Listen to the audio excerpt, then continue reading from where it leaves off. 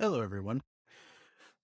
In today's lesson, we are going to look at how American citizens and the American government reacted to this big influx of immigration to Ellis Island and Angel Island. So, to continue what we were discussing, the Angel Island notes, we're on the topic of discrimination. So, Mexican Americans who legally own land had it taken away by whites. Las Garras Blancas, the Whitecaps, formed in New Mexico in 1889. They wanted to reclaim their land through violence. Other Mexican Americans took legal action against the whites. Both groups failed. Congress passed Sunday laws, which banned cultural gatherings in Mexican American communities. Congress also passed greaser laws, which allowed any unemployed Mexican American to be imprisoned for vagrancy, homelessness charges. Now let's look at the societal effects.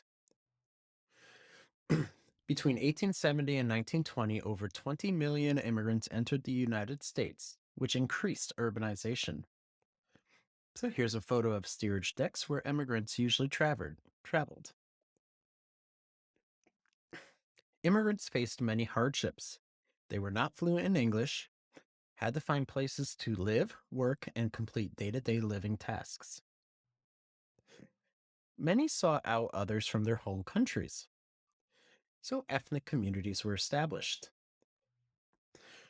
In those ethnic communities, people spoke their native languages, established places of worship, formed social clubs and orphanages. So here is the Turnverein building, built in 1914 for a men's athletic club for German Americans. They tried to maintain their own culture in these communities. Some started their own newspapers. Many did think of themselves as part American, which is why we hear Irish American, German American, and Italian American. You especially see this on the East Coast, where people still hold on to these identities. New cultural items were introduced into American society. This includes Polish polkas, Italian operas, Russian literature, kindergarten. So before this time, there was no kindergarten. Frankfurters or hot dogs, hamburgers, spaghetti. And here we have a picture of Chinatown in San Francisco in 1929, and a shop in Chinatown in San Francisco in 2012.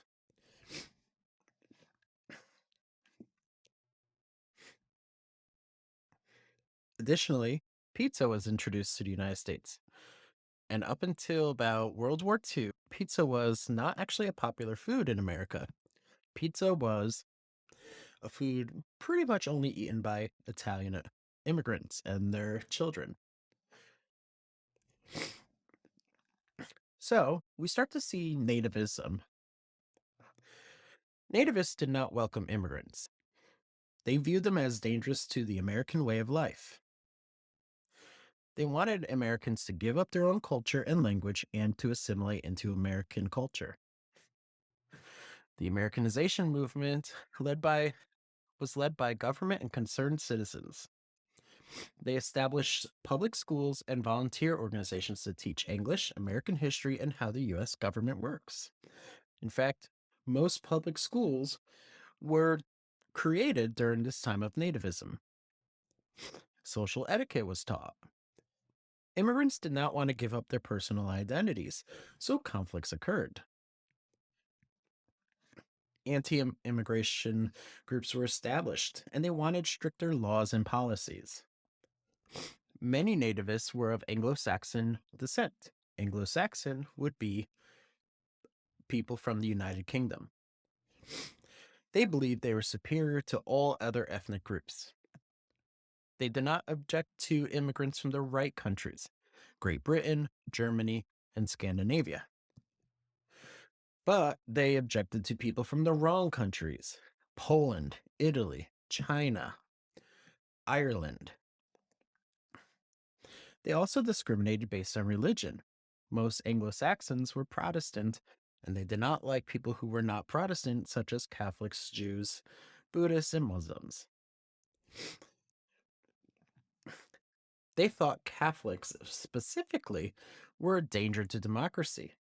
They believed they would be loyal to the Pope only. So we start to also see anti Semitism. Anti Semitism is the belief that Jewish people were bad and a lot of specific discrimination against Jewish people. The American Protective Association, founded in 1887, members spread anti Catholic and anti Jew propaganda. Businesses, colleges, and social clubs refused to admit Catholics and continued up until pretty recently. Okay, so here we have a picture called Uncle Sam's lodging house, and you could see the very negative portrayal of Irish, Russians, Germans. So you could see they did not see these immigrants as good people and kind of as a nuisance. So the political effects. In 1894, founded the Immigration Restriction League. It influenced Congress to pass a bill that required immigrants to be literate in 1897. President Grover Cleveland vetoed it, but it gained a lot of support. A similar bill was passed in 1917. Nativists did not want immigrants to influence American politics. Poll tax and literary tests were used to prevent immigrants from voting. So let's look at political machines. These were established in major cities. Irish Americans created Tammany Hall in New York City. It was ran by the Democratic Party. It provided immigrants with training, jobs, and cash if they voted for them in elections.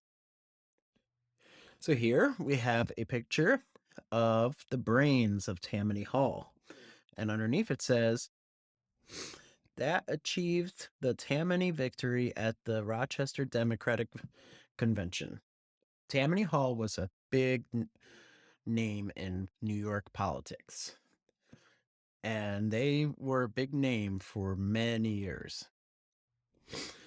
And here we have another picture. It says the local machine. And you have a politician on top of a tiger running on a treadmill.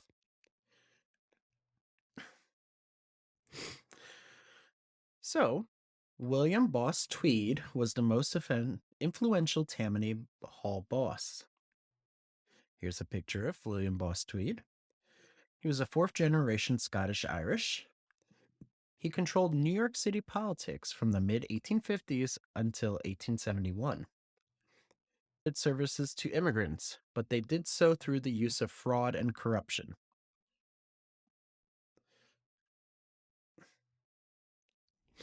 And that's the end of the presentation. I'll see you guys next video.